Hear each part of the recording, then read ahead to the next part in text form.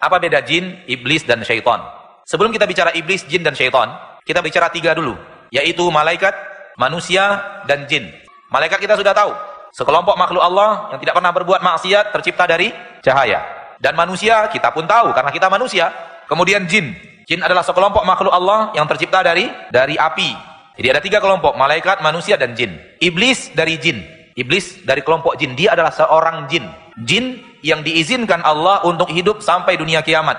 Hanya dia satu orang yang dapat pengunduran masa kematian sampai hari kiamat. Satu orang jin bernama iblis. Jin yang lainnya akan wafat, akan meninggal dunia dan mati. Dan jin bukan hanya seorang iblis saja, jin banyak. Namun satu orang ini yang dapat dispensasi usia sampai dunia kiamat. Jadi bayangkan sebelum turun ke permukaan bumi, dua-duanya sama diturunkan. Nabi Adam diturunkan ke permukaan bumi, iblis juga diturunkan ke permukaan bumi. Sebelum lagi turun ke permukaan bumi, sudah kerjaannya ingin menggoda kita. Sampai sekarang entah berapa usianya, kerjaannya menggoda manusia terus untuk keluar dari jalan yang lurus. Bayangkan dahsyatnya keahliannya menggoda kita. Itu dia iblis. Sehingga terjawab 2 di sini, terjawab jin dan terjawab iblis. Syaitan yang mana? Syaitan tidak makhluk khusus.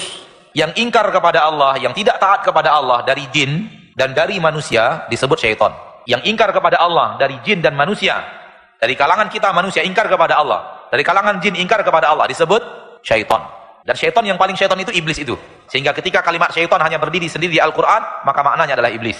Jadi dia bukan makhluk khusus. Syaitan itu bukan makhluk yang keempat.